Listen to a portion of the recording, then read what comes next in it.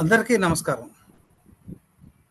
మిత్రులారా, ఈనాటి అరసం జూమ్ సమావేశంలో సాహిత్య విమర్శకునిగా తకోలు మాచిరెడ్డి అనే అంశంపై సాహిత్య విమర్శకులు డాక్టర్ పొదిలి నాగరాజు గారు ప్రసంగిస్తారు.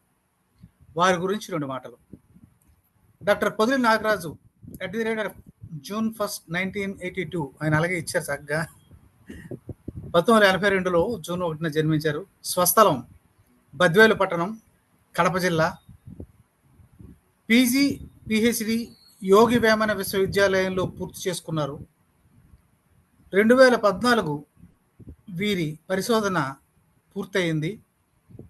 వీరి పరిశోధన అంశం రాయలసీమ నవల తొలి దశ ఒక అధ్యయనం. వీరు దాదాపు 20 అంతర్జాతీయ సదస్సుల్లోనూ 40 జాతీయ సదస్సుల్లోనూ పత్ర సమర్పణలు చేశారు. సాహిత్య ప్రస్థానం మిసిమి, తెలుగు వెలుగు, భావవీణ, పాలపిట్ట, రాయలసీమ దర్బార్, మూసి మొదలైన పత్రికల్లో కవితలు, విమర్శక చారిత్రక పరిశోధనా వ్యాసాలు, కొన్ని సమీక్షలు రాశారు. 2018లో డిగ్రీ అధ్యాపకుడిగా ఉద్యోగ ప్రవేశం చేసిన డాక్టర్ పొదిలి నాగరాజు గారు ప్రస్తుతం కడపలో ప్రభుత్వ పురుషుల కళాశాలలో అధ్యాపకుడిగా కొనసాగుతున్నారు. ఇది వీరిని గూర్చి చిరు పరిచయం. నమస్కారం అండి డాక్టర్ పొదిలి నాగరాజు గారు, మీకు ఆహ్వానం. నమస్కారం అండి. సాహిత్య విమర్శకుడిగా తక్కోలు మాచిరెడ్డి అంశంపై మిమ్మల్ని ప్రసంగించవలసిందిగా కోరుతున్నానండి. ధన్యవాదాలు సార్. ముందుగా అరసం ఆంధ్రప్రదేశ్ అరసానికి నా హృదయపూర్వక నమస్కారాలు. ఎందుకంటే నాకు ఇది 3వ అవకాశం.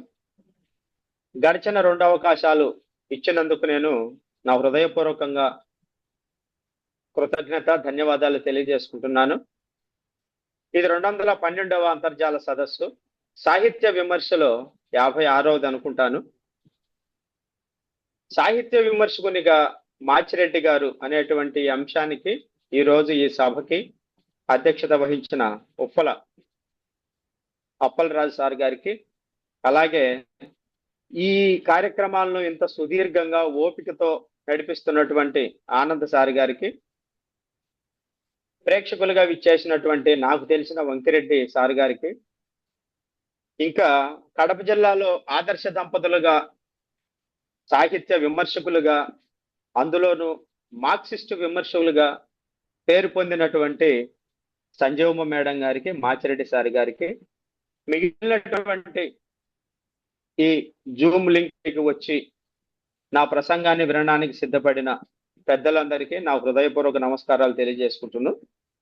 సాహిత్య విమర్శకునిగా మాచిరెడ్డి సారు సాహిత్య విమర్శకునిగా అని అనుకోవడం కంటే మార్క్సిస్టు భావజాలంతో సాహిత్య విమర్శకునిగా మాచిరెడ్డి సార్ గా నేను ఈ ప్రసంగంలో ఆయన్ని చూపించాలని అనుకుంటున్నాను.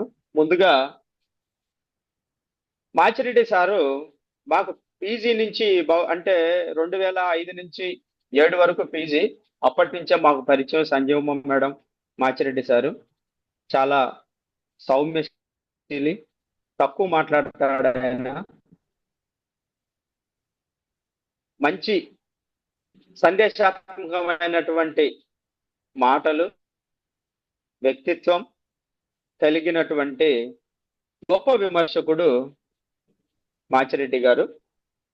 తెలుగు హిందీ కవిగా పేరు పొందిన డాక్టర్ తక్కోలు మాచిరెడ్డి గారు క్రీస్తు శకం 1943 ఆగస్టు 21న కడప జిల్లాకు చెందిన ఒంటిమిట్ట మండలం ఇబ్రహీంపేటలో జన్మించారు. ఈయన తల్లిదండ్రులు కొండారెడ్డి, వీరమ్మలు.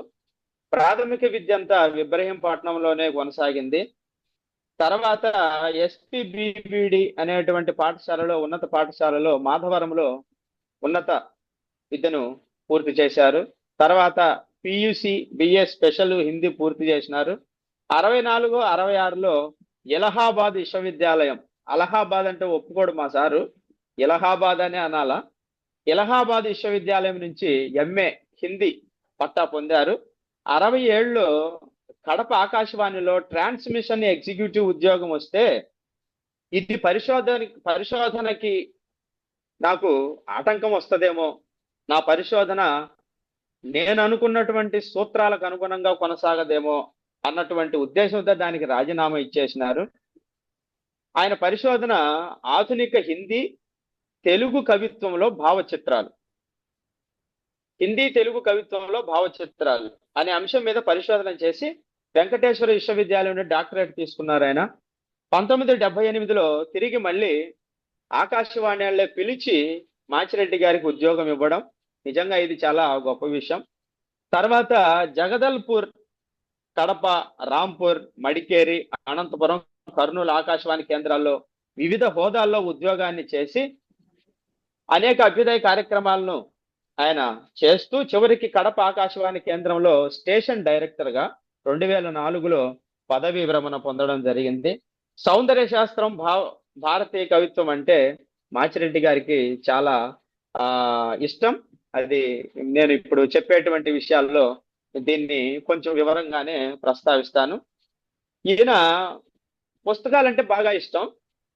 ప్రధానంగా రచయిత, హిందీ తెలుగు రెండిట్లో కూడా కవిత్వాన్ని రాయగలడు, విమర్శను రాయగలడు. పుస్తకాలంటే బాగా ఎక్కువ ఇష్టం కాబట్టి దాదాపుగా చాలా పుస్తకాలు రాసినాడు ఈయన. ఆధునిక హిందీ తెలుగు కవిత్వంలో భావచిత్రాలు, హిందీ భాషలో చేసిన సిద్ధాంత వ్యాసం ఇది. చీకటి నుండి స్వప్నం దాకా అనే విమర్శ వ్యాసం ఒకటి. అసలు విషయం వ్యవస్థను మార్చడం అనేటువంటిది కవిత్వం గురించి చేసిన పుస్తకం. నిజానికి అసలు విషయం వ్యవస్థను మార్చడం అనేది మార్క్స్కు సంబంధించినటువంటి వాక్యం. అందుకే ఈ పుస్తకాన్ని ఆ పేరు పెట్టడం జరిగింది. అందులో ఉండే కవితలు కూడా వ్యవస్థను మార్చడానికి మాత్రమే కవిత్వం రాసినాడు ఆయన. నిజానికి వ్యవస్థను మార్చడం కవిత్వం ద్వారా వీలవుతుంది అంటే కొన్ని కవితల్లో ఉండేటువంటి మాచిరెడ్డి సార్ గారు వాడిన భాష మనకు మార్చచ్చేమో అని అనిపిస్తుంది. మార్చే శక్తుల్ని ముందుకు నడిపించడం ఇందులో చాలా ప్రధానమైనటువంటి అంశంగా ఆయన చెప్పుకున్నారు.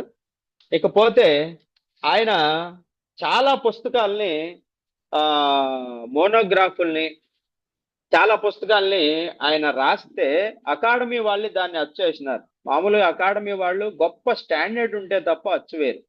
మనకు దీన్ని బట్టి మాచిరెడ్డి గారు మార్క్సిస్ట్ విమర్శ కానీ, కవిత్వం కానీ, లేదు మోనో గ్రాఫ్కు సంబంధించిన విషయాలు కానీ ఎంత బలంగా రాస్తాడో అన్న విషయం మనకు బాగా అర్థమవుతుంది. హిందీ కవి నిరాలా మోనోగ్రాఫ్ను తెలుగులోకి అనువాదం చేశారు. శ్రీశ్రీ మోనోగ్రాఫ్ను తెలుగు నుండి హిందీలోకి అనువాదం చేశారు. రాజమౌళి రామచంద్రారెడ్డి జీవితం, సాహిత్యం గురించి తెలియజేసే పుస్తకాన్ని అకాడమీనే ముద్రించింది. ఇది హిందీలోకి ఆయనే, మాచిరెడ్డి సారే అనువాదం చేసినాడు. శ్రీశ్రీ మహాప్రస్థానం కవితా సంపుటిని హిందీలోకి అనువాదం చేసినారు. ఆలూరి బైరాగి మోనోగ్రాఫ్ను తెలుగులోకి మార్చినారు. ఆర్వీఆర్ తెలుగులో రచించిన యుగ కవి శ్రీశ్రీ అనే పుస్తకాన్ని హిందీలోకి అనువాదం చేసినారు. హిందీ మహాకవి ముక్తుబోధ్ వారి మోనోగ్రాఫ్ను హిందీ నుండి తెలుగులోకి అనువాదం చేసినారు. ఆయన రచించినటువంటి నవలను కూడా తెలుగులోకి అనువాదం చేసినారు. నిజానికి తక్కువలు మాచిరెడ్డి మార్క్సిస్టు మేధావి. రారా ఉన్న కాలంలోనే రాచమల్లు రామచంద్రారెడ్డి, కేతు విశ్వనాథ్ రెడ్డి, గజ్జల మల్లారెడ్డి లాంటి గొప్ప గొప్ప ఉద్దండులు కడపలో ఉన్న కాలంలోనే కడప జిల్లాలో గొప్ప మార్క్సిస్టు మేధావి అని పేరు తెచ్చుకున్న వాళ్ళల్లో మాచిరెడ్డి సార్ కూడా ఒకరు. ఈయన అరసంతో అనుబంధాన్ని ఏర్పరచుకొని సభ్యత్వం పొంది కార్యవర్గ సభ్యులుగా కొనసాగినారు. తర్వాత ఎంతో సేవ చేసినారు. నిజంగా ఆయన సేవకు ప్రతిఫలంగా అభ్యుదయ రచయితల సంఘం గౌరవ అధ్యక్షులుగా కూడా ఆయన పనిచేయడం జరిగింది.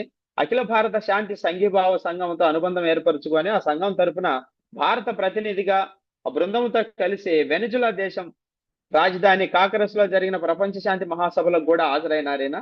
ఇంకా చైనా, సింగపూర్, మలేషియా దేశాల్లో పర్యటించినారు.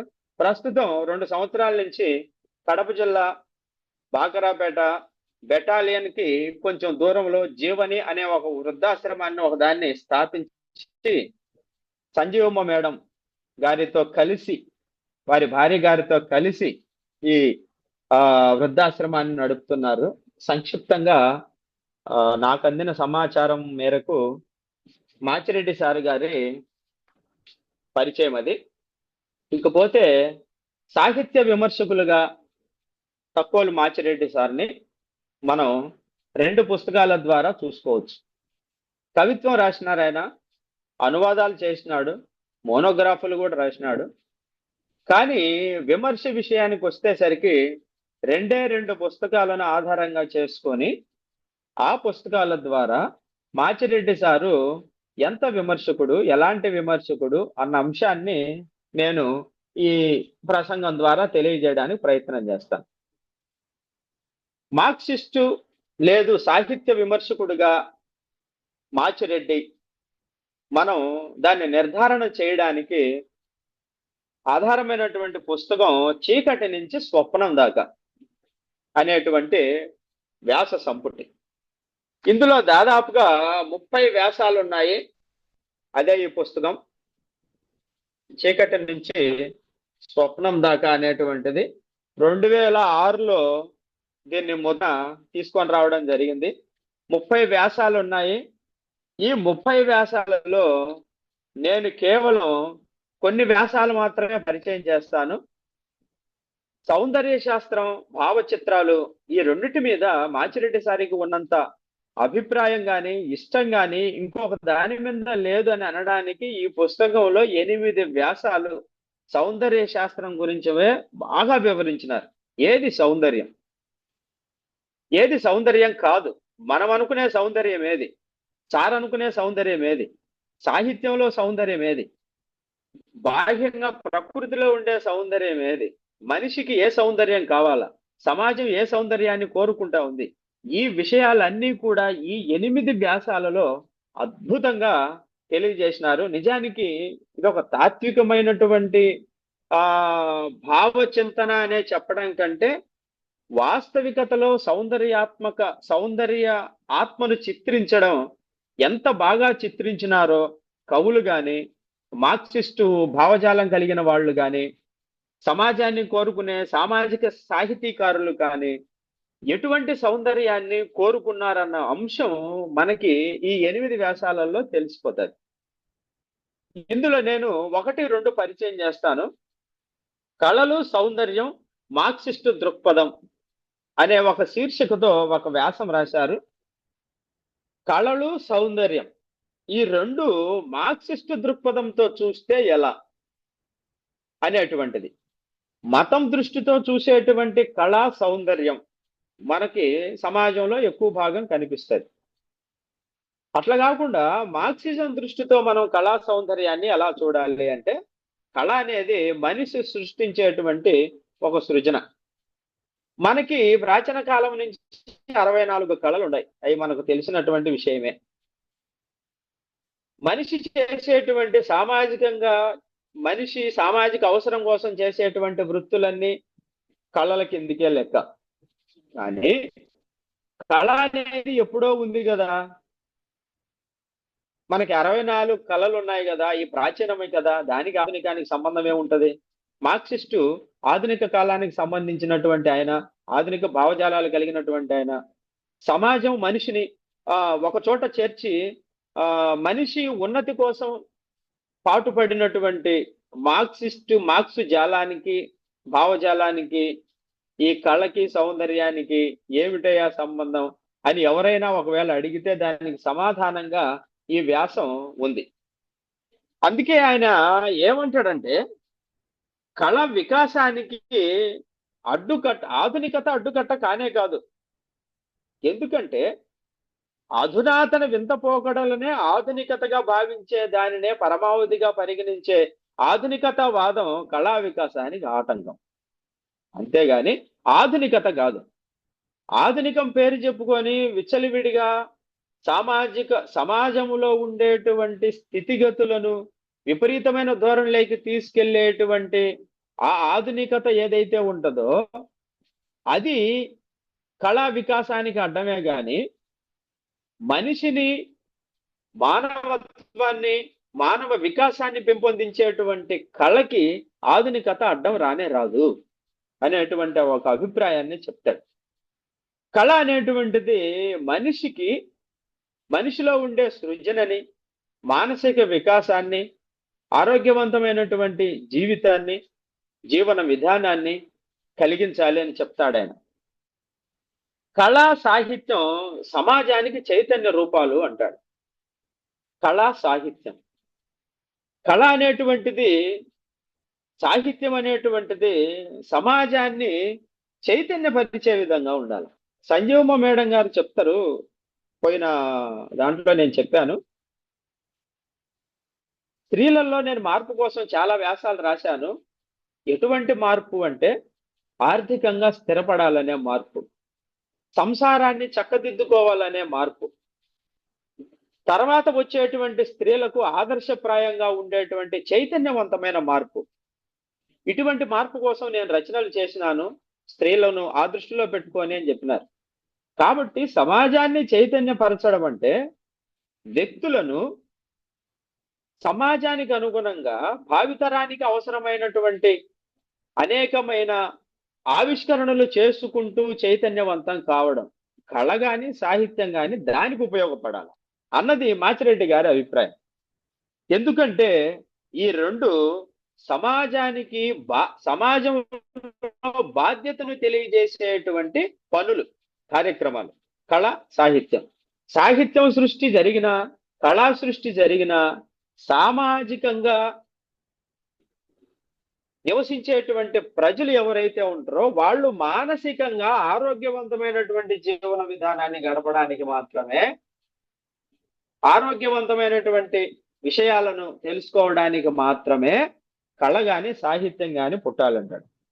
నిజానికి సౌందర్యం గురించి ఏం చెప్తాడు సార్ అంటే, సౌందర్యం ఒక దృగ్గోచర విషయపు అతి విస్తృతమైన, సామాజికమైన, మానవ జాతికి ఒక ప్రయోజనాత్మకమైన విలువను సంతరించి పెడుతుంది అంటాడు. సౌందర్యం చట్టాల కూడా అంతే.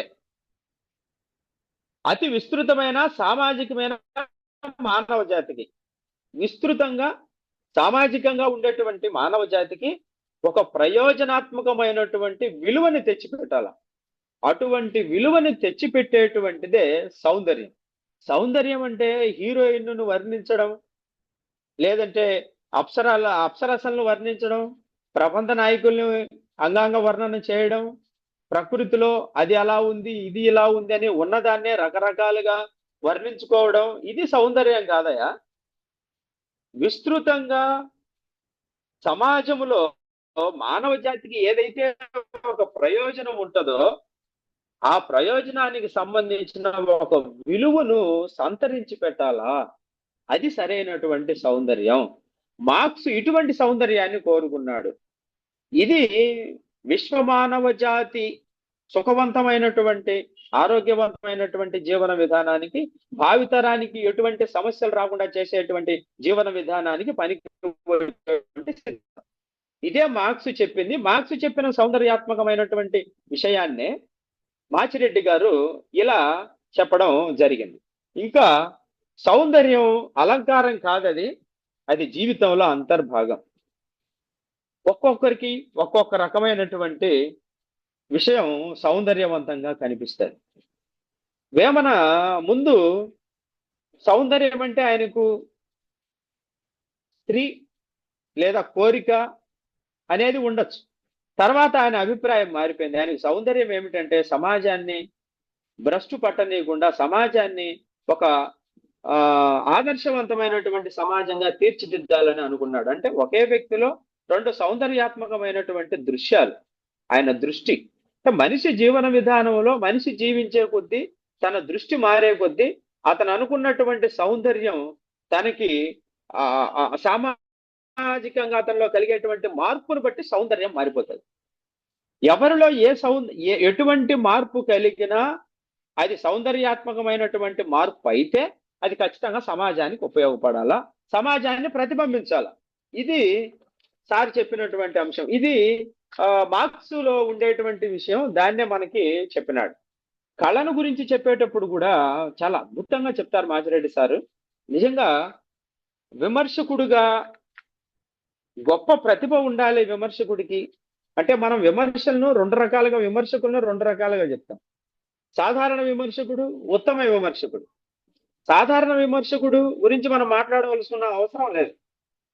ఉత్తమ విమర్శకుడు అన్నప్పుడు ఉత్తమమైనటువంటి అంశాన్ని ఆయన ఏది తీసుకున్నాడు, దాన్ని ఆయన ఎలా ప్రతిబింబిస్తున్నాడు, ఎలా చెబుతున్నాడు అనేటువంటి దాన్ని మనం దృష్టిలో పెట్టుకున్నప్పుడు ఖచ్చితంగా మాచిరెడ్డి సార్ను మనం ఉత్తమ విమర్శకుడు అనాల్సిందే.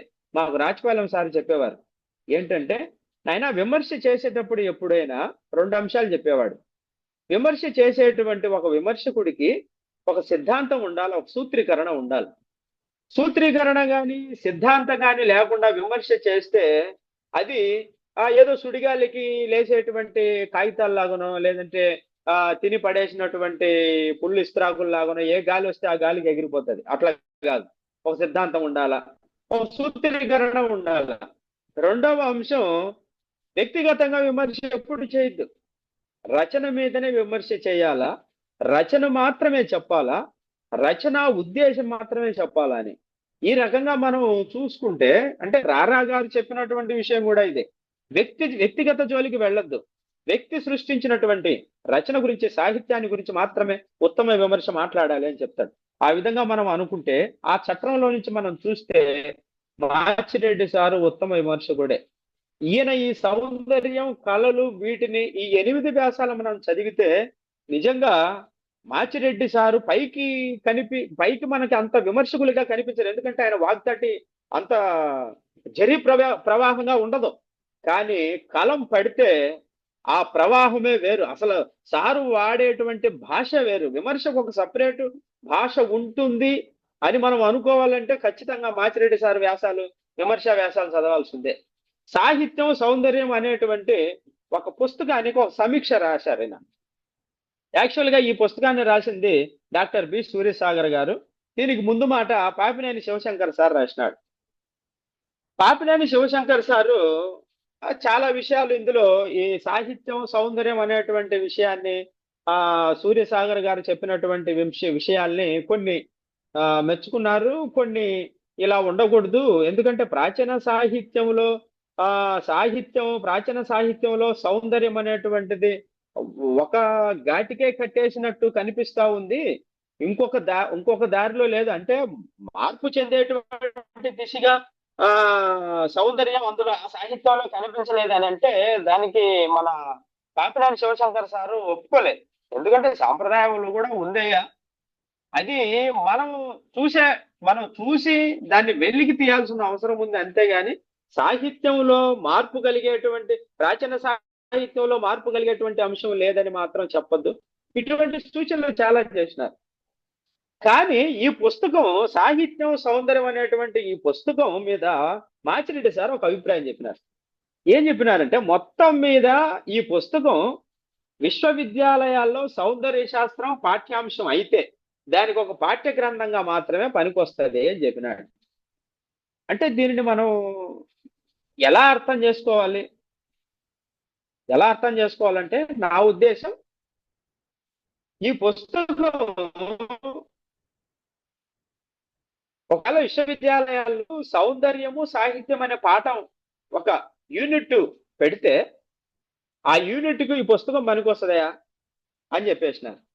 సాహిత్యం సౌందర్యం అనేటువంటి విషయం మీద ఎంత అవగాహన ఉంటే ఒక పుస్తకాన్ని మొత్తం ముద్దగా చేసి ఆ ముద్ద ఆరోగ్యమా అనారోగ్యమా అని చెప్పగలిగినారంటే, ఈ సాహిత్యం సౌందర్యం అనేటువంటి ఈ టాపిక్ మీద ఎంత లోతైనటువంటి పరిశోధన, లోతైనటువంటి ఆలోచన మాచిరెడ్డి గారికి ఉందో మనం తెలుసుకోవచ్చు. తర్వాత నాకు నచ్చినటువంటి ఈ వ్యాసాలలో నాకు నచ్చిన అంశం శ్రీశ్రీ భావచిత్రాలు. శ్రీశ్రీ కవిత్వంలో భావచిత్రాలు ఉంటాయి. ఆయన మనల్ని ఎక్కడికో తీసుకెళ్తాడు. ఆయన ఏదైతే అనుకుంటాడో, అనుకోని కవిత్వం రాస్తాడో మనల్ని అక్కడికి తీసుకెళ్తాడు. మామూలుగా కవి చేయాల్సిన పని ఇదే.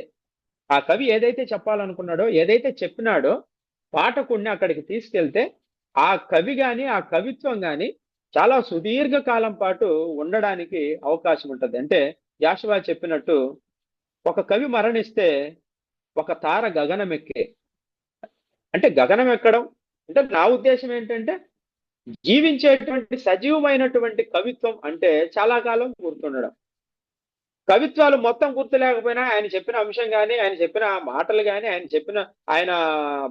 చెప్పిన భావాలు కానీ సుదీర్ఘకాలం గుర్తుంటే ఆ కవిత్వం సజీవమైందని అర్థం.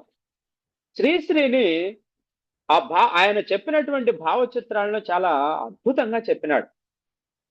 ఎంత అద్భుతంగా చెప్పినాడు సార్ అంటే, ఇక్కడ ఆ భిక్షువర్షీసి, ప్రతిజ్ఞ, బాటసారి లాంటి వాటిల్లో సాహిత్య సాంప్రదాయం అంటే ప్రాచీన సాహిత్య సాంప్రదాయం మనకు చాలా అరుదుగా కనిపిస్తుంది. కానీ సార్ ఒక స్టేట్మెంట్ చేసినారు. నేను దీన్ని ఏకీభవించాలా వద్దా అని చాలాసేపు ఆలోచించిన తర్వాత దీన్ని దృష్టికి తీసుకొని వస్తే చూద్దాం దీని పరిస్థితి ఎలా ఉందని. సాంప్రదాయంగా వస్తున్న భావచిత్రాలే సంస్కరించి, సింగారించి, సముచిత రీతిలో ఆధునికతను చొప్పించి ప్రయోగిస్తాడు శ్రీశ్రీ. ఇది ఈ కవి ప్రత్యేకత.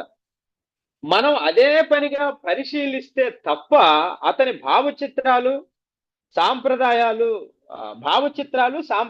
భావచిత్రాలు అనిపించవు అని చెప్తారేను. అంటే శ్రీశ్రీ సాంప్రదాయంగా వచ్చేటువంటి భావచిత్రాలను సంస్కరించి, సింగారించి, తగిన రీతిలో దానికి ఒక ఆధునికతను చొప్పించి ప్రయోగించినాడు. ఇది ఈయన ప్రత్యేకత. ఇది మనకు తెలియాలంటే దాన్ని చాలా లోతుగా పరిశీలిస్తే తప్ప ఆయన భావచిత్రాలు సాంప్రదాయ భావచిత్రాలు అని అనిపించవు అని చెప్పినారు. అంటే బహుశా శ్రీశ్రీ కవిత్వంలో కొన్ని అంటే యముని మహిషపు లోహగంటలు, మబ్బు చాటున కనేల్ బన్నాయి, ఆ తర్వాత ఆకాశపు డడారిలో కాళ్ళు తెగిన ఒంటరిలాగుంది జాబిల్లి ప్రబంధ సాహిత్యం గురించి, ఇంకా కొన్ని ఆకాశ దీపం లాంటి కొన్ని కవితలు, ఇలాంటి ఈసారి చెప్పినటువంటి దీంట్లో ఒదుగుతాయేమో కానీ పూర్తి ఆధునికతను సంతరించుకున్నటువంటి, పూర్తిగా మార్క్సిస్టు ఏదైతే అనుకున్నాడో, సమాజంలో ఏదైతే మార్పు రావాలనుకున్నాడో దానికి అనుగుణంగా సాహిత్య సృష్టిలో దాంట్లో భాగంగా సాహిత్య సృష్టి చేసినటువంటి శ్రీశ్రీ మహాప్రస్థానంలో భిక్షువర్షీసి, ప్రతిజ్ఞ, బాటసారి లాంటి వాటిల్లో సాంప్రదాయంగా వచ్చేటువంటి అంశాలు గోచరించవు అన్నది నా అభిప్రాయం. నా వయసు తక్కువ, నేను చదివిన పుస్తకాలు తక్కువ, బహుశా నాకుండేటువంటి సాహిత్య పరిజ్ఞానం తక్కువ ఉండొచ్చు. అందుకోసమని నేను ఏదో నా పరిజ్ఞానాన్ని దృష్టిలో పెట్టుకొని నేను ఈ అంశాన్ని చెప్తాను. అంటే శ్రీశ్రీ కవిత్వంలో ఈ అభిప్రాయం అంటే సాంప్రదాయంగా వచ్చేటువంటి భావచిత్రాలనే ఆయన సంస్కరించి, సింగారించి, తగిన రీతిలో దానికి ఆధునికతను అద్దె ప్రయోగించినాడు అన్నటువంటి ఆ అభిప్రాయానికి ఈ కవితలు అందులో విమడవేమో అన్నది నా అభిప్రాయం. ఎందుకంటే ఇవి పూర్తిగా శ్రీశ్రీ మహాప్రస్థానం రాసేటువంటి సమయానికి సమకాలీన పరిస్థితులు అంటే పనులు లేకపోవడం, ముసలి వాళ్ళను పట్టించుకోకపోవడం, శ్రమైక జీవనంలో శ్రమ దోపిడీ జరగడం, ఫ్యూడలు బూర్జువా సమాజం దోచుకోవడం సమాజాన్ని, లాంటి అంశాలను దృష్టిలో పెట్టుకొని రాసినటువంటి కవితల్లో సాంప్రదాయ ధోరణి మరి లేదన్నది నా అభిప్రాయం. ఏది ఏమైనా శ్రీశ్రీ భావచిత్రాలను ఈ ఒక్క విషయాన్ని పక్కన పెడితే నా ఉద్దేశంగా మిగిలినటువంటి శ్రీశ్రీ భావచిత్రాల్లో శ్రీశ్రీ చెప్పిన కవిత్వానికి ఆయన రాసినటువంటి అభిప్రాయాలు చాలా గొప్పగా కనిపిస్తాయి మనకి. చాలా గొప్పగా అంటే శ్రీశ్రీలో ఎంత ఆలోచనాత్మకమైనటువంటి ఆవేదన ఉంది.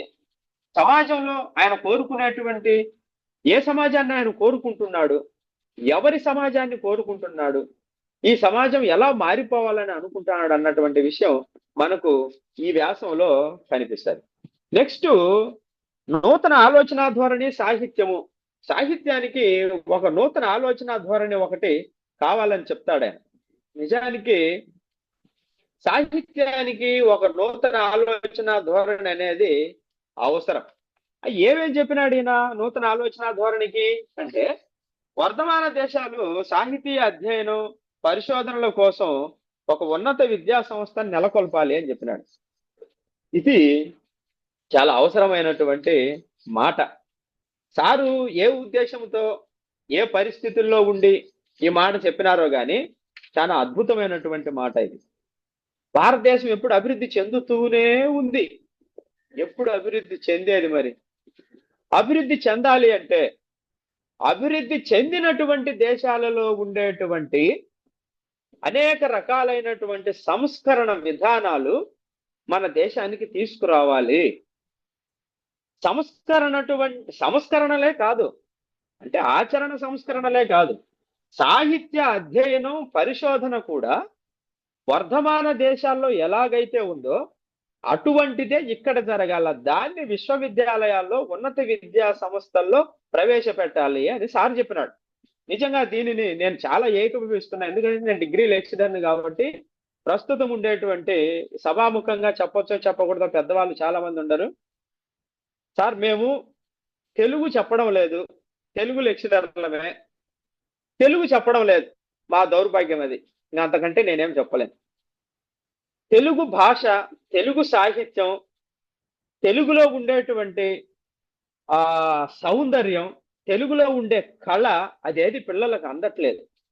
మరి ఏమందుతాంది పిల్లలకంటే మా యాజమాన్యం, మాకు పైన ఉండేటువంటి పై స్థాయి వాళ్ళు పిల్లలకు ఉద్యోగాలకు వెళ్ళాలా అని చెప్పి, వాళ్ళకి ఏదో డిగ్రీ అయిపోతానే ఉద్యోగాలు రావాలని చెప్పి రకరకాల కోర్సుల్ని తీసుకొని వచ్చి అందులో తెలుగు భాషను 4 సెమిస్టర్లని 2 సెమిస్టర్లుగా చేసి తెలుగు లేకుండా, ఒకవేళ తెలుగున్న అందులో సాహిత్యం లేకుండా చేయడం అనేది చాలా దౌర్భాగ్యమైనటువంటి విషయం. ఇటువంటి ఆర్గ్యుమెంట్స్, ఇటువంటి విషయాలు ఏవైతే ఉంటాయో ఇటువంటి పాయింట్లని మనం తీసుకొని రాగలిగితే నిజంగా సాహిత్య అధ్యయనం చాలా అద్భుతంగా కొనసాగుతుంది. వర్ధమాన దేశాలలో మన దేశం కూడా భాగస్వామ్యం కావడానికి అవకాశం ఉంటుంది.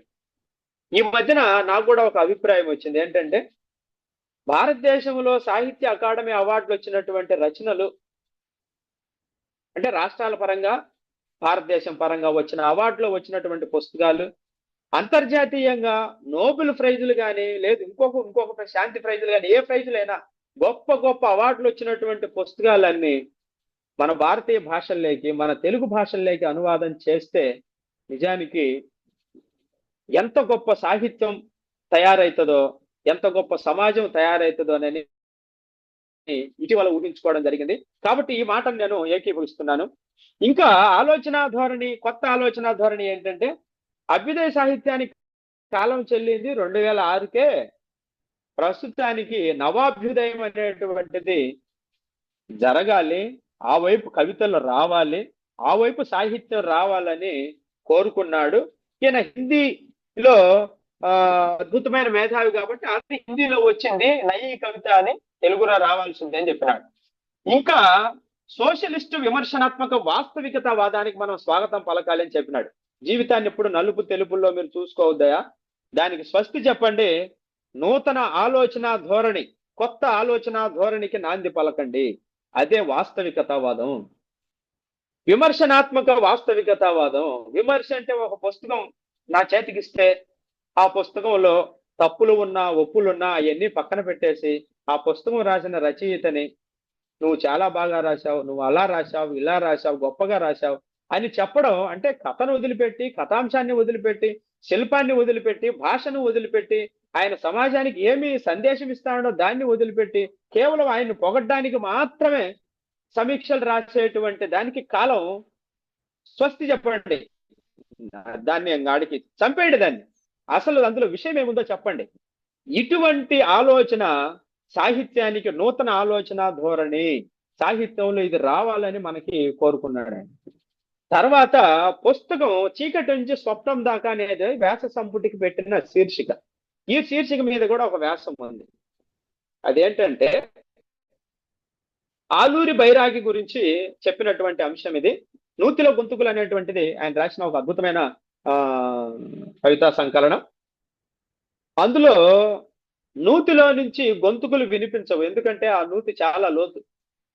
వాళ్ళకి శూన్యం తప్ప వేరే లోకం లేదు, వాళ్ళ అరుపులు వాళ్ళకే వినిపిస్తాయి. ఇటువంటివన్నీ చాలా అంశాలను మాచిరెడ్డి సారు చాలా ప్రస్తావించినాడు. అందుకే ఆలూరి బైరాగి ఆధునిక ప్రగతిశీల కవి. ఆధునిక యుగంలో ఏది ప్రగతో తెలిసినటువంటి కవి ఆలూరి బైరాగి సార్. ఆధునికం అంటే దాంట్లో మన వాళ్ళు మంచి ఉంది, చెడు ఉంది. కానీ ఆధునిక సామాజికంగా ఏదైతే ప్రభావవంతంగా ప్రగతిశీలంగా ఉంటుందో అటువంటి ఆధునికతను చెప్పినటువంటి ఆయన ఆలూరి బైరాగి. నిజంగా ఈయన ఒక ప్రాంతానికో, ఒక రాష్ట్రానికో, ఒక దేశానికో కాదు, అంతర్జాతీయవాద కవి ఈయన అని ఒక స్టేట్మెంట్ ఇచ్చేసినాడు. అంటే విశ్వమానవ ప్రేమని, విశ్వమానవుడిని అందులో చిత్రించగలిగితేనే ఈ మాటను వాడడానికి అవకాశం ఉంటుంది. మానవులంతా ఒకటే అన్నటువంటిది, మానవ జాతి అంతా ఒకటే అన్నటువంటిది మార్క్సిస్టు బలమైనటువంటి వాదం.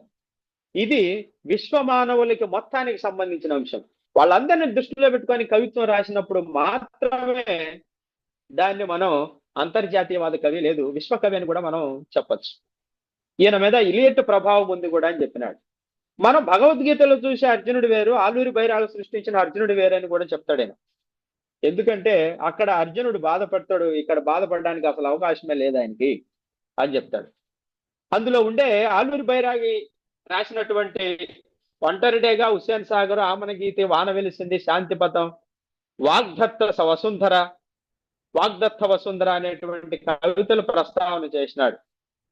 కానీ చివరికి ఏమన్నాడంటే ఆలూరి బైరాగి గురించి సారు, బైరాగి శ్రీశ్రీ కంటే గొప్ప కవేమి కాదు,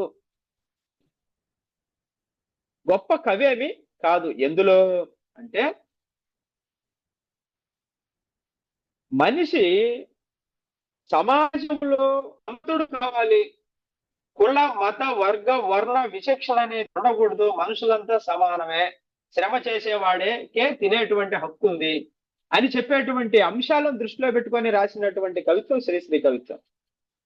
అందుకోసమనేమో బహుశా బైరాగి శ్రీశ్రీ కంటే గొప్ప కవి కాదు అని స్టేట్మెంట్ ఇచ్చినాడు. ముందటి నుంచి అన్ని పొగుడుతా వచ్చినాడు, అన్ని విషయాలు చర్చిస్తా వచ్చినాడు, కొన్ని విషయాలని ఇలా ఉండకూడదేమో అని కూడా చెప్పినాడు. చెబుతూ చివరిలో మాచిరెడ్డి సార్ ఇచ్చిన స్టేట్మెంట్ ఏమిటంటే బైరాగి శ్రీశ్రీ కంటే గొప్ప కవి కాదు. ఎందుకంట బైరాగికి శిల్పం పైన ధ్యాస తక్కువ, శిల్పం మీద ఆయనకు పెద్దగా ధ్యాస ఉండదు. కానీ ఆయన మేధావులకి కవి అయినాడు. అంటే సామాన్యులు, మేధావులు, మధ్యతరగతి వాళ్ళు అందరూ కవిత్వాన్ని మెచ్చుకుంటేనే ఆయన మానవ కవి లేదు ప్రజా కవి అవుతాడు. కానీ ఆయన మేధావుల కవి మాత్రమే అని చెప్తాడు. అయినా మనం ఏమాత్రం ఉపేక్షించరాని ఆధునిక ప్రగతిశీల కవి ఆలూరి బైరాగు అనేది ఒక సత్యం అని చివరిలో ఒక స్టేట్మెంట్ ఇచ్చినాడు సార్. అంటే పాము చావకూడదు, కర్ర విరగకూడదు అనేటువంటి సిద్ధాంతం మనకి ఈ స్టేట్మెంట్ లో కనిపిస్తుంది. అంటే మేధావులకే ఆయన కవి, అంటే ఆయన కవిత్వం అర్థం కావాలంటే మేధావి ఉండాల్సిందే, తప్పదు. మేధావి అంటే సామాజికంగా కానీ, సాహిత్యపరంగా కానీ, భాష పరంగా కానీ మేధావి అయిన వాళ్లకు మాత్రమే ఆయన కవిత్వం అర్థమవుతుంది. కానీ దీనికి సాహిత్యంలో మనం సముచితమైన స్థానం ఇవ్వాల్సిందే, గొప్ప స్థానం ఇవ్వాల్సిందే. కానీ శ్రీశ్రీలాగా అతి సామాన్యుడి దగ్గరికి కవిత్వాన్ని తీసుకొని వెళ్ళలేకపోయినాడు అన్నది నాకు ఈ స్టేట్మెంట్ లో సారు చేసినటువంటి విమర్శలో గోచరించినటువంటి అంశం. నెక్స్ట్, శ్రీశ్రీ కవిత్వాన్ని అది మహార్ణవం, గొప్ప సముద్రమే శ్రీశ్రీ కవిత్వం. మహాప్రస్థానం గురించే రాసినాడు. దాంట్లో 3 భాగాలు చేసినాడు మహాప్రస్థానం కవితల్ని. సౌందర్యం ఉంది, వాస్తవికతావాదం ఉంది, తర్వాత విప్లవ ధోరణి కూడా ఉంది అని చెప్పినాడు. ఈ 3 అంశాలు మహాప్రస్థానంలో ఉన్నాయన్నాడు. కొన్ని కవితలు దాన్ని సౌందర్యం ఏది, కవిత ఓ కవిత అనేటువంటి కవితను చూపించినారు. వాస్తవికత ఏది, పాఠశారి, భిక్షవర్షేసి లాంటి ఇంకా జయభేరి లాంటి కవితల్ని. విప్లవానికి మనకు తెలుసు, నేను సైతం ప్రపంచాగ్నికి సమిధనొక్కటి ఆహుతిచ్చాను, మరో ప్రపంచం. ఇవన్నీ అద్భుతమైనటువంటి భావజాలాలు. జగన్నాథుని రథచక్రాలు అనేటువంటిది విప్లవానికి ఒక మార్గాన్ని వేసినటువంటి, సార్ సమయం అయితేనే నాకు ఒకసారి గుర్తు చేయండి సార్, మార్గాన్ని వేసినటువంటి కవితలు మహాప్రస్థానంలో చాలా విషయాలైన మహాప్రస్థానంలో శ్రీశ్రీ ఏ విధంగా అది మహార్ణవం అవుతుంది అన్నటువంటిది ఒక చిన్న స్టేట్మెంట్ ఇచ్చినారు. అది ఏంటంటే, వాస్తవికతావాదం, విప్లవ కాల్పానికవాదం కవితలో సోషలిస్టు వాస్తవికతావాద స్పర్శతో అజరామరమైన రచన మహాప్రస్థానం. ఇది నిత్య నూతనం.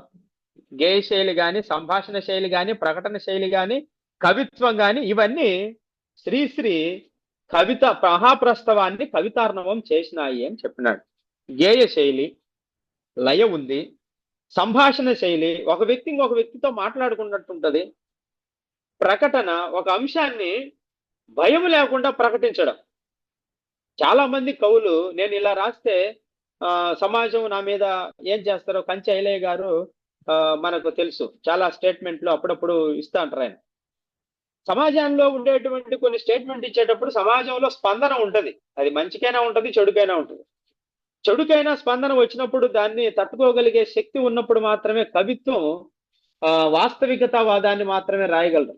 అందుకే సారు మాచిరెడ్డి సారు రారా గురించి చివరిలో ఒక మాట బాధాకరంగా చెప్తారు. ఈయన చాలా కఠినమైన విమర్శకుడు, విమర్శక రాక్షసుడు. అందుకే రారా గారు చనిపోయిన తర్వాత పట్టుమని కనీసం 70 మంది కూడా రాలేకపోయినారు అని చెప్తారు. ఇది బాధాకరమైన విషయం. అంటే సాహిత్యంలో ఇటువంటి ఎదురు దెబ్బలు లేదు, ఎదురు అస్త్రాలు కొన్ని ఉంటాయి. వాటికి భయపడకుండా కవిత్వం రాయగలిగినప్పుడు మాత్రమే అది ప్రజల్లో ప్రజా కవిత్వంగా, ప్రజా సాహిత్యంగా మిగులుతుంది. ఆ లక్షణం మహాప్రస్థానికి ఉంది. అందుకే ఇది మహాసముద్రం అనే అభిప్రాయాన్ని చెప్తారు. ఇంకా మనకి రారా తరపున నిలబడి కొన్ని రారా చేసినటువంటి సాహిత్యం గురించి, సాహిత్యంలో ఉండే ప్రక్రియలు, కవిత్వము, కథ, నవల, నాటకం, విమర్శ లాంటి అంశాల మీద రారాకు ఎటువంటి అభిప్రాయం ఉంది, ఆయన ఏమేమి సూత్రీకరణలు చేసినాడు అన్న దాన్ని దృష్టిలో పెట్టుకొని సాహితీ రంగంలో రారా సూత్రీకరణలు అనేటువంటి ఒక దాన్ని కూడా రాసినాడు. రారా గొప్ప మేధావి, మార్క్సిస్ట్ మేధావి, గొప్ప విమర్శకుడు, మార్క్సిస్ట్ విమర్శకుడు. ఆయన సాహిత్యానికి సంబంధించి ఆయనకు ఒక స్పష్టమైన అవగాహన ఉంది. ఆయన సాహిత్యాన్ని ఆస్వాదిస్తాడు, విశ్లేషిస్తాడు, అంచనా వేసి వర్గీకరణ చేస్తాడు. ఇది ఏ మూసలో ఒదుగుతుంది, ఇది ఏ మూసలో ఒదుగుతుంది. మన వాళ్ళు చాలా మంది పుస్తకాలకి సమీక్షలు రాస్తూ ఇది అలా ఉంది, ఇలా ఉంది, అలా ఉంది అని రాస్తారు. ఆ సమీక్షల మీద కూడా విమర్శ రాసినాడు రారా గారు. ఎలా రాస్తావే ఎలాను, ఇంత పేలవమైనటువంటి దాన్ని ఇంత గొప్పదని రాస్తే సాహిత్యంలో ఏది నిలబడాలి, ఎలా నిలబడుతుంది గొప్పది అన్నటువంటి చర్చ చాలా సమీక్షల్లో, అంటే సమీక్ష విమర్శలో మనకు కనిపిస్తుంది. అందుకే ఒక సాహిత్యాన్ని సృష్టించిన తర్వాత రచయిత, కవి, విమర్శకుడు, ముఖ్యంగా రారా అది ఏ కోవకు సంబంధించిందో వర్గీకరణ చేసేటువంటి అద్భుతమైనటువంటి భావం, అభిప్రాయం, ఒక నిర్ణయానికి రావడం మనం రారాలోనే చూస్తాం ఎక్కువగా. అందుకే ఆయన ఎవరిని వదిలిపెట్టలే. గురజాడ, వీరేశలింగం, విశ్వనాథ సత్యనారాయణ, ఠాగూరు, చలం, ఆలూరి బైరాగ్, సోదం రామ్మోహన్, శ్రీశ్రీ, దిగంబర కవులు అందరిని గురించే చెప్పేసినాడు. ఎవరెవరు ఎంత ఉన్నతమైనటువంటి తన పరిధిలో అంటే తను ఏదైతే చట్టం అనుకున్నాడో, మార్క్సిస్టు భావజాలం అనుకున్నాడో, ఆ భావజాలంలో నుంచి చూసి సమాజానికి ఉపయోగపడే రచనలు వీళ్ళల్లో ఎంతమంది రాసినారు, ఇవి దేనికి సంబంధించినవి. అంటే ఇది వేస్ట్ సాహిత్యం అని చెప్పలేదు, కానీ వీటిని ఇందులో పెట్టుకోవచ్చు. ఇందులో పెట్టడం అనేది సరైనది కాదు, ఇందులో పెట్టాలా. అది ఎక్కువైతే ఎక్కువ తక్కిట్లో పెట్టండి, తక్కువైతే తక్కువ తక్కిట్లో పెట్టండి. అంతేగాని తక్కువ తక్కిట్లో ఉండాల్సిన దాన్ని ఎక్కువ తక్కిట్లో పెట్టే ప్రయత్నం మాత్రం చేయొద్దు. అన్ని మాత్రం నిక్కచ్చిగా చెప్పినాడు. ఈ వ్యాసంలో మనకి రారా చెప్పినట్టు మాచిరెడ్డి సార్ చెప్పినాడు. గురజాడ ముందు చూపు చాలా గొప్పది. రారా చెప్పిన అంశం ఏంటంట, ఆయనది ఎంత ముందు చూపు అంటే తను చూపలేనంత ముందు చూపు, ఆయన కూడా చూపించలేనంత ముందు చూపు.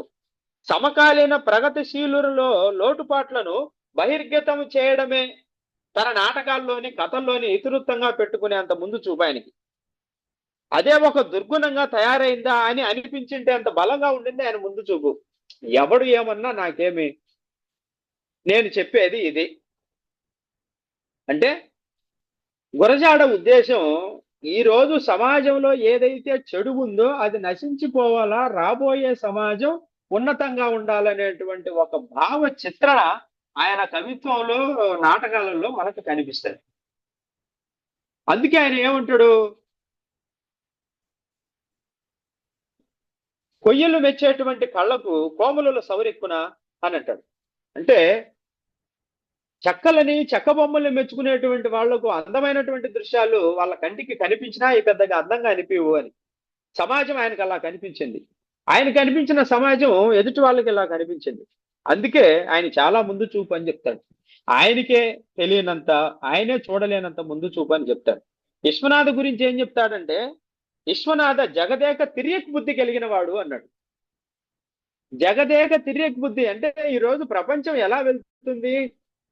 మార్క్సిస్టు భావజాలంతో జపాన్ కానీ, ఫ్రెంచ్ కానీ, రష్యా కానీ, లేదంటే రకరకాలైనటువంటి దేశాలన్నీ కూడా వర్ధమాన దేశాలుగా అభివృద్ధి చెందడానికి కావాల్సినటువంటి సిద్ధాంతాలను మార్క్స్ సిద్ధాంతాల్లో ఏర్పాటు చేసుకొని ముందుకెళ్తా ఉంటే, ఈయన ప్రపంచం మొత్తాన్ని తన సాంప్రదాయకమైనటువంటి చట్రంలోకి తీసుకొని రావాలనేటువంటి అభిప్రాయంతో రచనలు చేయడం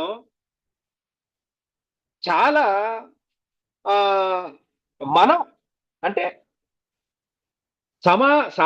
సమాజం మార్పు కోసము రచనలు చేసేటువంటి రచయితలందరూ కూడా దీన్ని గమనించాలన్నది రారా అభిప్రాయం. దాన్ని కొట్టేలేదు ఆయన. ఎందుకంటే సాంప్రదాయవాద భావజాలంలో ఆయన ఆకాశమెత్తు విశ్వనాథ సత్యనారాయణ ఆయన అందుకోవడం చాలా కష్టం. సాంప్రదాయాన్ని ఎంత బాగా చెబుతాడు ఆయన అంటే, సాంప్రదాయ భావజాలం ఆయనలో ఎంత ఉంది అంటే చలవ చెప్పినట్టు మన కాడ తూనికి రాళ్ళు లేవు. కాబట్టి ఇప్పుడు మారే సమాజానికి, మార్పు రావాల్సిన సమాజానికి విశ్వనాథ సత్యనారాయణ జగదేక తిర్రెక్కు బుద్ధి కలిగిన వాడు అని చెప్పాడు. సంజీవ మేడం కూడా విశ్వనాథ సత్యనారాయణ సార్ని చాలా ఖండించింది. ఎందుకంటే బహుశా ఇప్పుడు కాలానికి అది ఆ సాహిత్యం అది వెనక్కి తీసుకెళ్తదేమో అన్నది మేడం అభిప్రాయం, బహుశా రారా సార్ అభిప్రాయం కూడా. అందుకే హిందూ మతంలో సర్వేపల్లి బూర్జువా హేతువాదానికి ప్రతీక అయితే, విశ్వనాథ సత్యనారాయణ ఫ్యూడల్ మూర్ఖత్వానికి ప్రతీక అని స్టేట్మెంట్ ఇచ్చేసి. కాబట్టి రారా దీన్ని ఇది సరైనటువంటి భావజాలమే, ఇది సరైనటువంటి అంశమే అని చెప్పేసినారు. దిగంబర కవిత్వం గురించి కూడా చెప్పినాడు ఆయన. దిగంబర కవిత్వంలో వాళ్ళు ఏమంటారంటే, ఈ దేశం పతనం అయిపోయింది, సాహిత్యం పతనం అయిపోయింది, సమాజం పతనం అయిపోయింది అని వీళ్ళందరూ పతనమైంది అని చెప్తారు వాళ్ళ కవిత్వంలో. కానీ ఈ దిగంబర పైత్యాన్ని కవిత్వం అనుకునేటంతగా పతనమైందా అని ఒక స్టేట్మెంట్ ఇచ్చినాడు రారా. ఈ స్టేట్మెంట్ ని, ఇటువంటి స్టేట్మెంట్లన్నింటినీ రారా ఇచ్చినటువంటి అద్భుతమైన భావజాల, మార్క్సిస్టు భావజాల అభిప్రాయాలన్నింటినీ ఒక ముద్దగా చేసి మాచిరెడ్డి సార్ ఒక అభిప్రాయం చెప్పినారు. ఏంటంట, వీటన్నిటినీ చదివిన తర్వాత, రారాని చదివిన తర్వాత ఆయనకి ఏం అభిప్రాయం కలిగింది? రారా అక్షరాల ప్రగతిశీల ఆధునికత నిబద్ధుడు.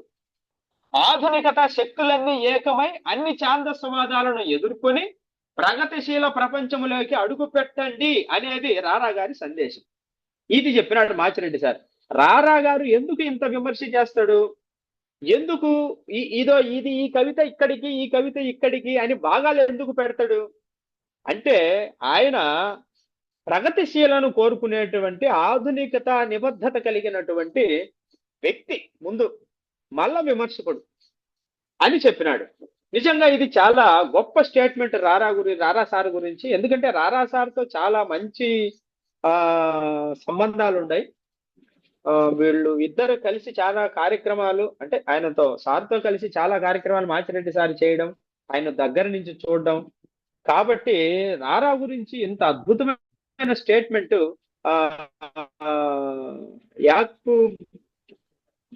రారా మీద ఒక ఆయన బహుశా ఒక విమర్శ పుస్తకం రాసినాడు, విమర్శలో రారా అని, యాకూబు అని అనుకుంటాను. ఆయన కూడా చాలా స్టేట్మెంట్లు చెప్పినాడు. కానీ మార్క్సిస్టు భావజాలంతో మాచిరెడ్డి సార్ చేసినటువంటి స్టేట్మెంట్, ఆ భావజాలం అంటే ఈ స్టేట్మెంట్ బాగా ఉంది. నెక్స్ట్ పరాయీకరణ అంటే అసలు ఏందయ్యా అన్న అంశాన్ని ఒక వ్యాసంలో చెప్పినాడు. పరాయీకరణకు 14వ శతాబ్దం నుంచి 19వ శతాబ్దం వరకు రకరకాల అర్థాలు చెప్పుకుంటూ వచ్చినాడు వ్యాసంలో. కానీ చివరికి పరాయీకరణ అంటే ఏంటంటే, ఈయన చెప్పిన అంశం, మాచిరెడ్డి సార్ చెప్పిన అంశం ఏంటంటే, మనిషి మానుష్యము నుంచి వేరు కావడమే పరాయీకరణ. అంతిమంగా పరాయీకరణ మనిషి నుంచి మనిషిని, స్వజాతి ప్రాణి నుంచి సంపూర్ణ మానవ జాతిని, సమాజాన్ని వేరు చేసి తన వలయంలోకి తీసుకొని పోతుంది. ఇది పరాయీకరణ. పరాయీకరణ అంటే మనం ఇంకొకరి దగ్గర లొంగిపోవడం, ఇంకొకరికి మన జీవితాన్ని బానిసగా విచ్చేయడం, లేదంటే మనం కోల్పోవడం, ఇవన్నీ అర్థాలు. కానీ ఈయనేం చెప్పినాడు, మనిషి నుంచి మనిషిని, స్వజాతి ప్రాణి నుంచి సంపూర్ణ మానవ జాతిని, ఈ సమాజాన్ని వేరు చేసి ఆ పరాయీకరణ అనేటువంటిది తన వలయంలోకి, తన ఉచ్చులేకి, తన వలలోకి తీసేసుకుంటుంది. కాబట్టి పరాయీకరణ అనేది మనకు అవసరం లేదు. ఇంకొకరి మీద మనం ఆధారపడాల్సిన అవసరం లేదు. మనిషికి ఆరోగ్యవంతమైనటువంటి జీవితం, ఆరోగ్యవంతమైన శరీరం ఉన్నన్ని రోజులు ఇంకొకరి మీద ఆధారపడాల్సిన అవసరం లేదు. ఆధారపడితే పరాయీకరణ, ఆధారపడకపోతే పరాయీకరణ కాదు.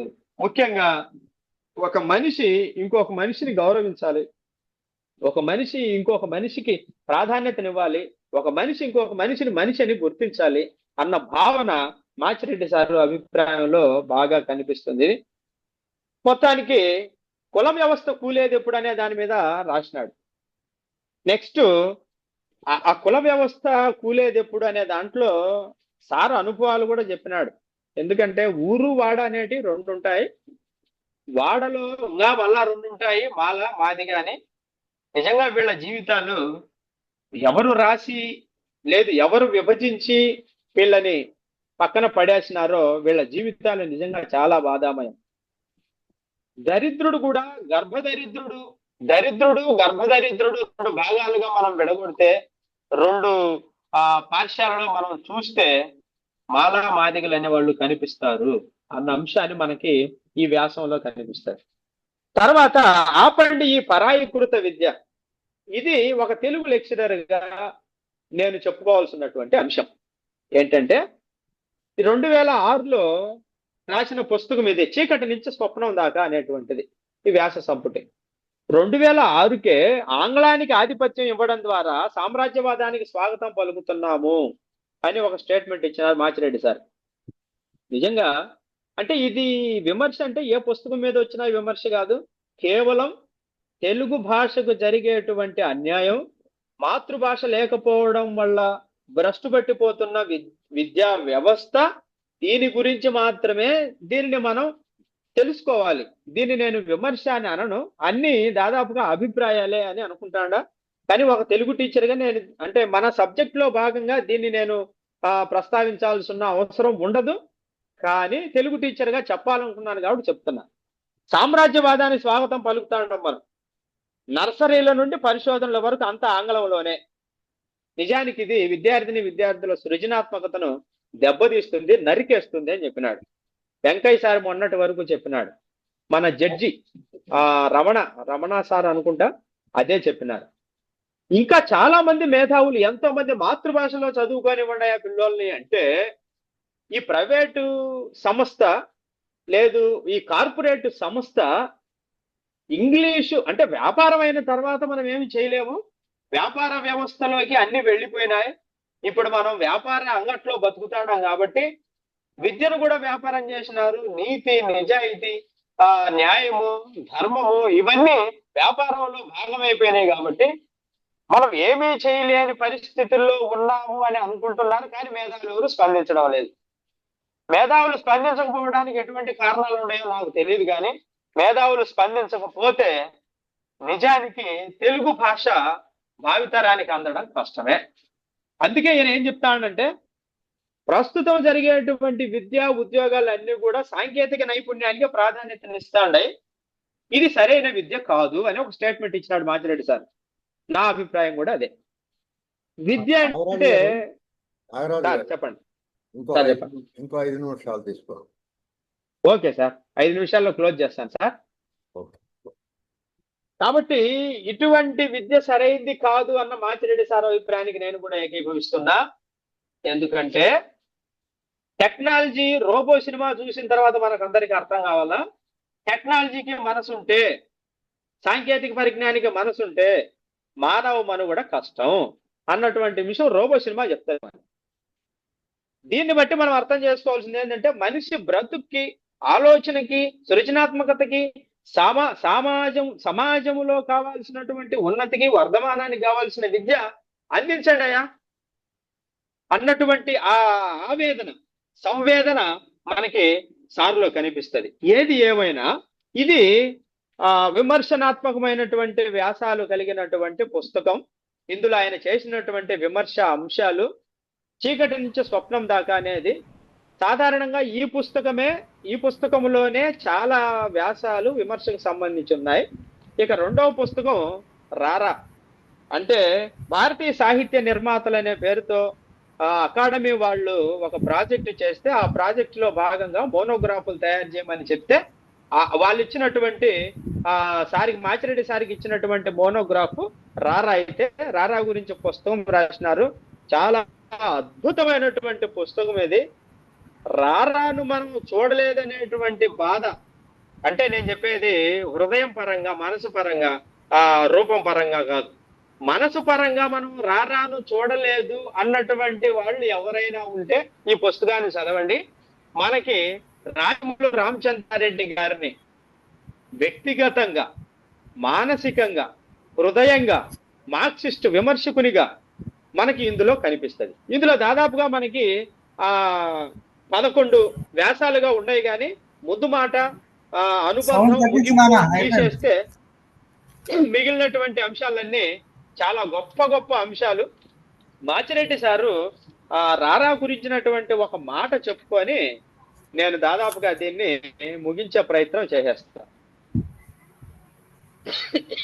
రారా గురించి ఒక మాటలో చెప్పాలంటే ఆయన్ను ఆంధ్ర లూకా చదవచ్చు. రారా మార్క్స్వాదాన్ని సాహిత్యానికి అన్వయించి చూసి సాహిత్యానికి ఉన్న శక్తిని, సమాజాన్ని మార్చే శక్తిని విశదీకరించినాడు అని ఒక స్టేట్మెంట్ ఇచ్చినాడు. ఇందులో చాలా స్టేట్మెంట్స్ రాసుకున్నా నేను చెప్దామని, కానీ ఎప్పుడైనా సరే మనం అనుకున్న సమయానికే పూర్తి చేయాలి కాబట్టి నేను ఆ ఒక్క అభిప్రాయం. నిజానికి రారా గారు, నేను రారా లేఖలు సపరేట్గా నేను చదివాను, రారా సాహిత్య వ్యాసాలు రోజు చదువుతున్నాను. చూడండి ఏమి రారా నిజంగా ఎంత అద్భుతమైన మేధావి అయినా, ఎంతో మంది శ్రీశ్రీ లాంటి వ్యక్తి నువ్వు విమర్శక రాక్షసుడివా, నీకు అసలు ఎటువంటి దయా జాలి అనేది ఉండనే ఉండదు, చెప్పాలనుకున్న దాన్ని వెంటనే చెప్పేస్తావు, చాకు తీసుకొని అది పనికిరాదు అని అనుకుంటే, కుళ్ళిపోయింది అని అనుకుంటే దాన్ని కట్ చేసి పక్కన పడేయడమే. అంత అద్భుతమైనటువంటి భావజాలం నీలో ఉంది అని మెచ్చుకున్నటువంటి ఆ కాలంలో కొడవటిగంటి కుటుంబరావు, శ్రీశ్రీ లాంటి చాలా మంది సాహితీ మేధావులందరూ ఆయన విమర్శను ఆదర్శంగా నిలబెట్టినారంటే నిజంగా రారా చాలా గొప్పవాడు. ఆయన మీద రాసిన పుస్తకం కూడా చాలా గొప్పది. ఇన్ని విషయాలను చెప్పినటువంటి మాచిరెడ్డి సార్ గురించి 2 మాటలు చెప్తాను సార్. మాచిరెడ్డి సార్ దగ్గరికి నేను వెళ్ళి, సార్ మీ మీద నేను మాట్లాడాలి, ఏమైనా పుస్తకాలు ఇవ్వండి అని అంటే నిగర్విగా చెప్తాడు సార్, ఏమాత్రం గర్వం లేకుండా. నా గురించి పుస్తకాలు ఏముంటాయి నాయన, సమాజానికి సంబంధించిన పుస్తకం ఒకటి రాసిన దాని గురించి చెప్పు, నన్ను చెప్పగాకు, దాంట్లో నేను ఏ సమాజాన్ని అయితే అనుకున్నానో దాని గురించి చెప్పు, చీకటి నుంచి స్వప్నం దాకా. నీకు వీలుంటే, సమయం ఉంటే రారా మీద మాట్లాడు అని చెప్పినారు. అదే నేను ఈరోజు చేసిన పని. అదే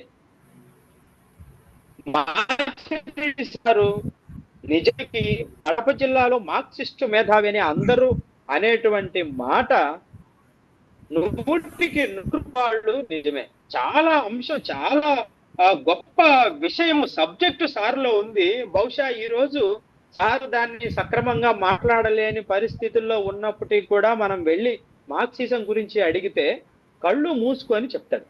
రారా గురించైనా, మార్క్సిస్టు విధానం గురించైనా, మార్క్సిస్టు భావజాలం గురించైనా, మార్క్సిస్టు సమాజం గురించైనా చాలా అవగాహన ఉంది సార్కి. ఎన్నెన్నో పుస్తకాలు చదివినాడు, ఎన్నో దేశాలు తిరిగినాడు. మార్క్సిజం ఎక్కడ బలంగా ఉంది, ఎక్కడ బలహీనంగా ఉంది, బలంగా ఉన్న ప్రాంతం ఎలా ఉంది, బలహీనంగా ఉన్న ప్రాంతం ఎలా ఉంది, ఇంకా ఇప్పటికి మనం మార్క్సిజంలో ఉన్నామా లేదా, ఎటువంటి సామాజిక ధోరణి కొనసాగుతా ఉంది, వీటన్నిటి మీద అవగాహన ఉంది సార్కి.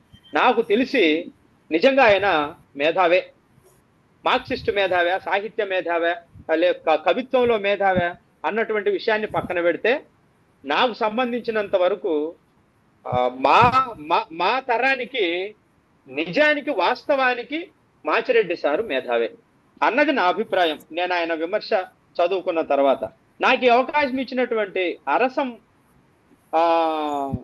అరసం వారికి, ఆనంద సారికి, ఈరోజు అధ్యక్షత వహించిన ఉప్పల అప్పలరాజు సార్ గారికి, వంకిరెడ్డి సారికి, సంజీవమ్మ మేడం, మాచిరెడ్డి సారికి నా ప్రత్యేకమైన నమస్కారాలు తెలియజేస్తూ, ఆనంద సారికి కూడా, మిగిలినటువంటి ప్రేక్షకులకు కూడా నా హృదయపూర్వక నమస్కారాలు తెలియజేస్తూ నేను ముగిస్తున్నాను సార్. ధన్యవాదాలు. ధన్యవాదాలండి డాక్టర్ నాగరాజు గారు. నేనే ప్రశ్నించాలనుకున్నాను, మీరే సమాధానం చెప్పేశారు. ఈరోజు మాచిరెడ్డి కన్నా రారా గురించి ఎక్కువ మాట్లాడుతున్నారు, ఇది ఎలా బ్యాలెన్స్ చేస్తారని అనుకున్నాను, అడుగుదాం అనుకున్నాను. మీరు విషయం చెప్పారు కాబట్టి దానికోసం క్వశ్చన్ లేదు. చాలా మంచి విషయాలు చెప్పారు. ఆయన సౌందర్య శాస్త్రం అంటే ఇష్టమని, ఆధునిక తెలుగు, హిందీ పదచిత్రాల గురించి, ఆయన ఒక మార్క్సిస్ట్ మేధావని స్థిరంగా గట్టిగా చెప్పారు. ఆయన వృద్ధాశ్రమం నిర్వహిస్తున్న మానవత్వాన్ని తెలియజేశారు. చీకటి నుంచి స్వప్నం దాకా పుస్తకం గురించి ఇప్పుడు మీరు చెప్పారు. దాని గురించి మళ్ళీ ఏమీ అనక్కర్లేదు. చాలా మొత్తం కథ అంతా దాని గురించే నడిచింది. ఈరోజు సమాజంలోని మానవ జాతి ప్రయోజనం కలుగు చేసేదే అదే సౌందర్యం అనే ఒక సిద్ధాంతాన్ని ఆయన ప్రకటించారని చెప్పారు. చాలా మంచి విషయాలు చెప్పారు. చాలా సుదీర్ఘంగా, సునిశ్చితంగా, చాలా చక్కగా ప్రసంగించారు. మీకు ధన్యవాదాలండి. మిత్రులారా, ఇప్పటి వరకు ప్రసంగం విన్నారు మీరు. డాక్టర్ పొదిలి నాగరాజు గారికి ఏమైనా ప్రశ్నలు వేయాలంటే వేయండి, ఏమైనా వివరాలు కావాలంటే అడగండి, ఆయన వివరిస్తారు. ముందుగా మాచిరెడ్డి సార్ ఏమైనా రెస్పాండ్ అవుతారేమో అడగండి. రైట్. మాచిరెడ్డి గారు, మాచిరెడ్డి సార్ లైన్ లో ఉన్నారా? ఉన్నారు. సార్ మీరు ఏమైనా మీ గురించి ప్రసంగం సార్, మీరు మ్యూట్ లో ఉన్నారు. మాచిరెడ్డి గారు అన్మ్యూట్ చేయాలి. మీరు అన్మ్యూట్ చేయాలి. మాచిరెడ్డి గారు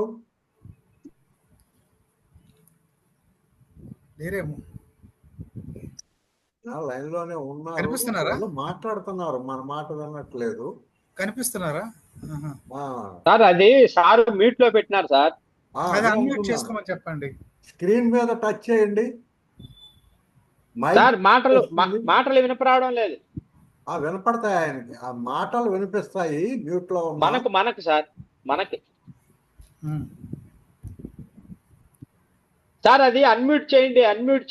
మ్యూట్ లో ఉంది, అన్మ్యూట్ చేయండి.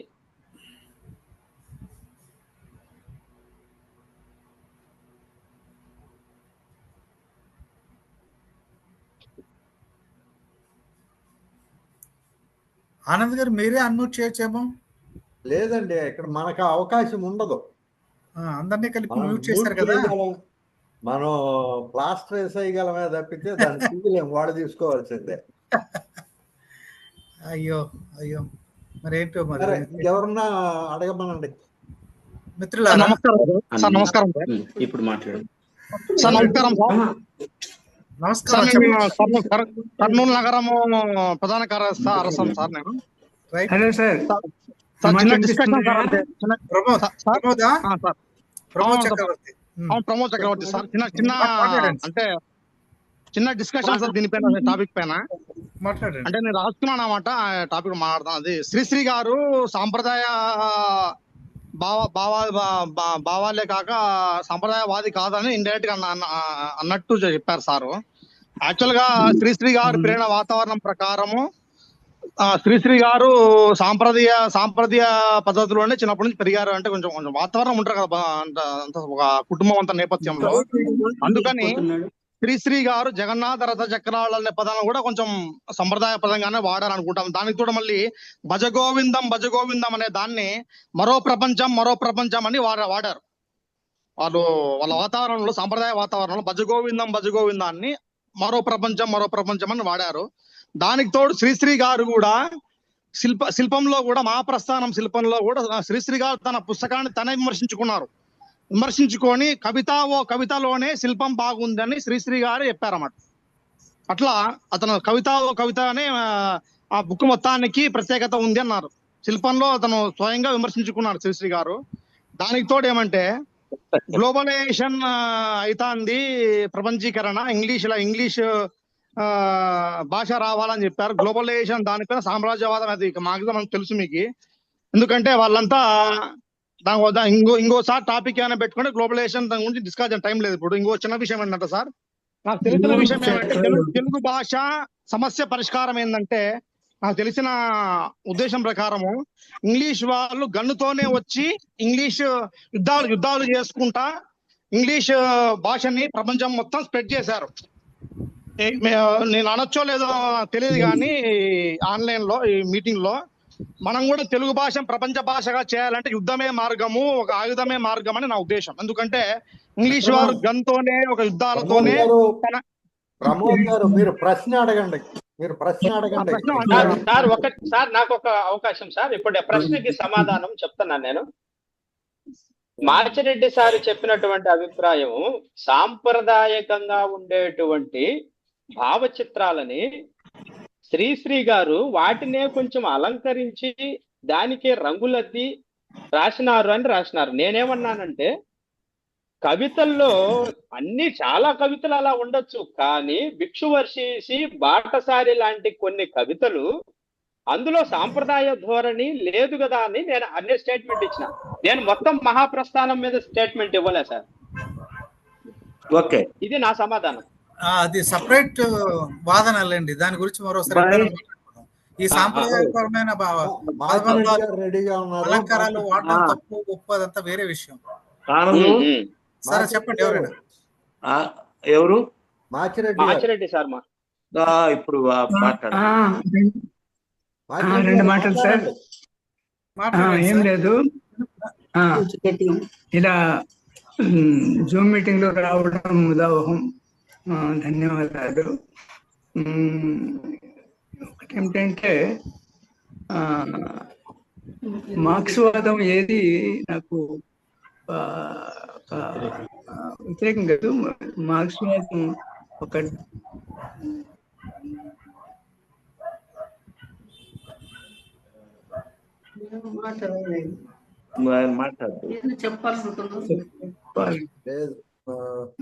మార్క్స్వాదం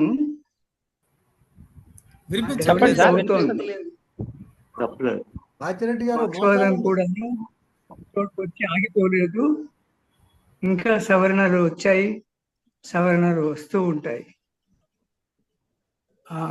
ఆ దృక్పథంతో నేను రాశాను. పోతే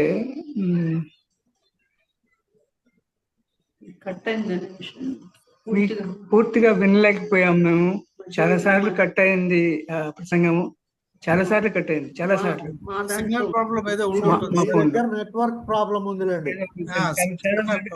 కొద్దిగా అంటే బాగానే రాసుకొచ్చారు అని కొద్దిగానే విన్నాను. బాగానే రాసుకొచ్చారు. Thank you sir. నవాభ్యుదయం కావాలన్నారు కదా, దాని గురించి ఏమైనా చెప్తారా? మాచిరెడ్డి గారు, నవాభ్యుదయం 2006 తర్వాత నవాభ్యుదయం కావాలి, ఇంతవరకు అరసం ఒక రకం, ఇక మీద మరో రకంగా ఉండాలన్నారు కదా, దాని గురించి ఏమైనా చెప్తారా?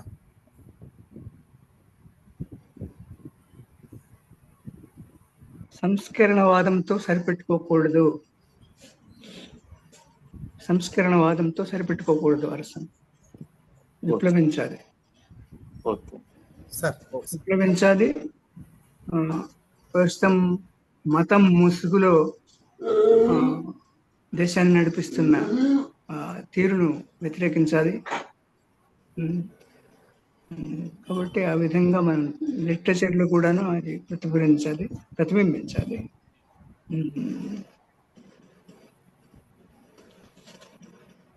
అని నా ఉద్దేశం. మంచిదండి. ఇప్పుడు రాస్తున్న కవులు చాలా మంది ఆ బాటలోనే నడుస్తున్నారు, అలాగే రాస్తున్నారు, అందులో ఏం సందేహం లేదు. ఇంకా ఇంప్రూవ్ అయితే సంతోషం. అబ్బాయి వినబడుతుందా? వినిపిస్తోంది. ఇప్పుడు మాచిరెడ్డి గారు చివరిలో 2 మాటలు చెప్పారు. అరసం గురించి సంస్కరణ భావాలు దూరంగా ఉండాలి అని చెప్పి. అంటే అరసం దాంతో ఆగిపోవద్దు, పరిమితం కాకూడదండి. పరిమితం కాకూడదు అన్నాను, దూరంగా. అదే చెప్పారు. అరసం మరింతగా ఇంకా మార్క్సిజం లెనినిజం దృక్పథంతో ముందుకు సాగాలనేదే వారి ఉద్దేశం అని స్పష్టం అవుతుంది. మంచి మాటలు చెప్పారు. పొదిలి నాగరాజు గారు మంచి ఉపన్యాసం చేశారు. ఇంకొక విషయం ఏంటంటే 2006లో ఈ పుస్తక ఆవిష్కరణలు, ఈ 2 పుస్తకాల ఆవిష్కరణలు అవును వ్యవస్థను మార్చాల్సిందే, చీకటి నుంచి స్వప్నం దాకా 2 పుస్తకాల ఆవిష్కరణ కడప బ్రౌన్ గ్రంథాలయంలో జరిగాయి. నేను అప్పుడు గుంటూరు నుంచి ఒక వక్తగా వెళ్ళాను. ఆ రోజు రామకృష్ణారెడ్డి గారు ఉన్నారు చూడండి, ఆయన కూడా ఒక వక్తగా పాల్గొన్నారు. మాచిరెడ్డి గారు వాటన్నిటికీ ఆ రోజు మంచి సమాధానాలు ఇచ్చారు. సౌందర్య శాస్త్రం వాటి మీద చాలా గొప్ప అవగాహన ఉన్న వ్యక్తి. ఆయన కొన్ని పదాలు చాలా స్పష్టంగా ఉండాలంటారనమాట. రష్యాకు సంబంధించిన పదాలు కానీ వీటన్నిటికన్నా ఇవన్నీ చాలా అనుభవం ఉన్న వ్యక్తి. మార్క్సిస్ట్ దృక్పథం పట్ల ఆయన ప్రగాఢమైన విశ్వాసం ఉన్న వ్యక్తుల్లో తెలుగునాట అతి కొద్ది మందిలో సాహిత్యవేత్తల్లో ఏను ఒకరని చెప్పి మనం స్పష్టంగా చెప్పాలి. ఏమి రాసినా ఏమి చెప్పినా కానీ ఆ పరిధిలోనే ఆయన మాట్లాడతారు, రాస్తారు. ఈరోజు మాచిరెడ్డి గారు, సంజీవమ్మ గారు ఈ దంపతులకి అభ్యుదయ రచన సంఘం గుంటూరు జిల్లా శాఖ ఇద్దరికి కలిపి అమరదేవి డాక్టర్ పర్చు రాజారాం సాహిత్య సత్కారాన్ని అందించాం. అయితే మాచిరెడ్డి గారు ఏంటంటే ఆయన అమ్మాయి పేరు ఏం పేరంటే అతను ఎప్పుడు అంతే ఒంటరిగా రమ్మంటే వసంతాన్ని వెంట పెట్టుకు వస్తాడని చెప్పి ఒక మంచి కవిత్వం ఉంది. అమ్మాయి మన మెహజబీర్ రాసింది. ఈయన కూడా అతను ఎప్పుడు అంతే ముచ్చటించమంటే 3 మాటలతోనే ముగిస్తాడు. అది సంగతి. ఆయన చాలా మౌన అనమాట. ఆయనకి చాలా చాలా ధన్యవాదాలు. సంజీవమ్మ గారు, మాచిరెడ్డి గారు చిరకాలం ఆరోగ్యంగా ఉండాలని కోరుతున్నాను. ఇంకొక విషయం ఏంటంటే నాగరాజు గారు చిన్న పొరపాటు, అది ఆంధ్రప్రదేశ్ అభ్యుదయ సంఘం గౌరవాధ్యక్షురాలుగా సంజీవమ్మ గారు కొనసాగుతున్నారు. ఇందాక మీరు మాచిరెడ్డి గారు అని చెప్పారు. మాచిరెడ్డి గారు కార్యవర్గంలో చిరకాలం నుంచి కొనసాగుతున్నారు. సంజీవమ్మ గారు గౌరవాధ్యక్షురాలుగా కొనసాగుతున్నారు. రాజపాలెం చంద్రశేఖర్ రెడ్డి గారు అధ్యక్షులుగా కొనసాగుతున్నారు. ఇది చిన్న విషయం వెళ్ళండి, అది మీకు గుర్తు చేస్తాను. నాగరాజు గారికి ధన్యవాదాలు. సంజీవమ్మ గారు, మాచిరెడ్డి గారికి మరీ నమస్కారాలు. వారు వ్యక్తుల పట్ల, అందులో నా పట్ల కూడా చాలా ప్రేమను ప్రదర్శించే వ్యక్తి. ధన్యవాదాలు అందరికీ నమస్కారాలు అందరికీ. ఇంకెవరైనా అభిప్రాయాలు చెప్తే వారి కృషిని మనం అందరం గౌరవిద్దాం.